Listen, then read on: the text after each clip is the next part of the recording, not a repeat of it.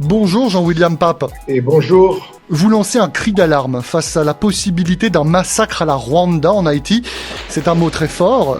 Qu'est-ce que vous voulez dire par là? Il y a une situation tout à fait désespérée en Haïti.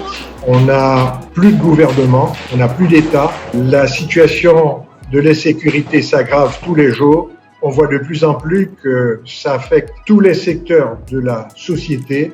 Les enfants ne peuvent plus aller à l'école. Il n'y a pas un seul groupe de la société qui n'a pas été kidnappé. Les médecins en particulier, je crois déjà pour cette année, il y a plus de 10 qui ont été kidnappés depuis le début de l'année. Les prêtres sont kidnappés, les professeurs sont kidnappés, les petites marchandes des rues sont kidnappées. Donc c'est un phénomène qui n'échappe à personne. Les gens sont obligés de quitter leur domicile. Donc voilà le cri d'alarme. Il aurait dû être lancé déjà depuis plusieurs mois. Je reviens juste sur ce terme de Rwanda. Pourquoi l'emploi de ce mot-là, la référence à ce pays-là? On a beaucoup de caractéristiques avec le Rwanda. On a à peu près le même nombre au point de vue population, un PIB plus ou moins comparable et un pays très montagneux, la même superficie environ qu'Haïti. Et ce qui se passe chez nous actuellement, c'est qu'il y a énormément d'armes de gros calibre en circulation entre les mains de civils, de groupes armés. La police est tout à fait impuissante. Nous avons une armée qui est sous-équipée en effectifs et en armes. Et il y a également l'incitation à la violence sur les réseaux sociaux. Vous vous rappelez la radio Mille Collines au Rwanda. C'est comme ça que ça avait commencé. Et on va vers une guerre civile qui va provoquer un massacre considérable à cause justement des protagonistes qui sont sur le terrain, des divergences politiques et également de la quantité d'armes qui se trouvent en Haïti. Face à une situation comme celle-ci, le gouvernement haïtien est aux abonnés absents. Il n'y a aucune prise de décision, aucun mot, aucun message. Comment est-ce que vous réagissez face à cela? Je ne pense pas que c'est par mauvaise foi, je pense que c'est plutôt par impuissance. Quand vous avez un gouvernement qui a demandé depuis plusieurs mois une intervention étrangère, écoutez, c'est clair qu'il ne peut pas protéger sa population. Donc, je ne vois pas pourquoi c'est étonnant que le gouvernement ne puisse pas réagir, puisque lui-même a avoué qu'il ne peut pas contrôler la situation. La communauté internationale a décidé pour l'instant de ne pas intervenir militairement dans le pays, mais a œuvré à une politique de sanctions contre des personnels politiques, contre aussi des entreprises et le secteur économique.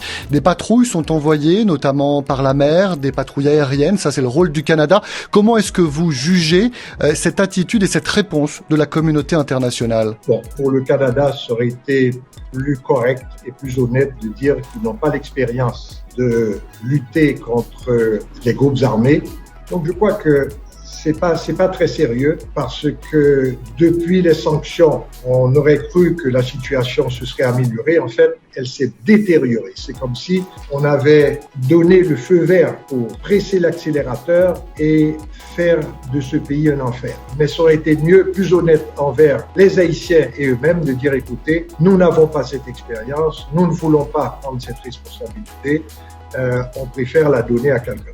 Et pour l'heure, seuls les Bahamas et la Jamaïque ont évoqué une possibilité de participation. Est-ce à dire véritablement qu'il y a une part de responsabilité aujourd'hui dans ce qui se passe en Haïti de la communauté internationale, que celle-ci favorise le pourrissement, si je puis dire, de la situation? Je vais vous dire franchement, les premiers responsables de la crise actuelle sont clairement les Haïtiens, qui à cause de leurs intérêts mesquins, n'arrivent pas à s'entendre, même sur un sujet aussi brûlant que l'insécurité. Ça, c'est clair. Mais la communauté internationale a aussi une grande part de responsabilité quand cette détérioration a eu lieu sous leurs yeux, alors que le pays était occupé dans ce certain sens.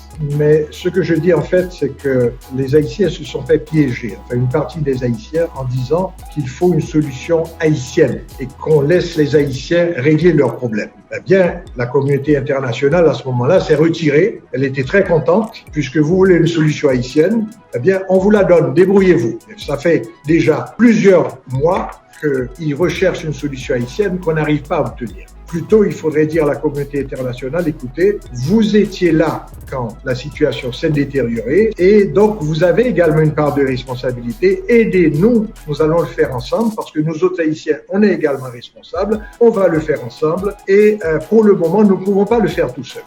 Il faut, selon vous, une intervention qui ne serait pas une force d'occupation mais véritablement une force nécessaire au rétablissement de la situation. Et il n'y a aucun moyen de rétablir l'ordre. Donc la seule façon, on est pratiquement un pays en danger.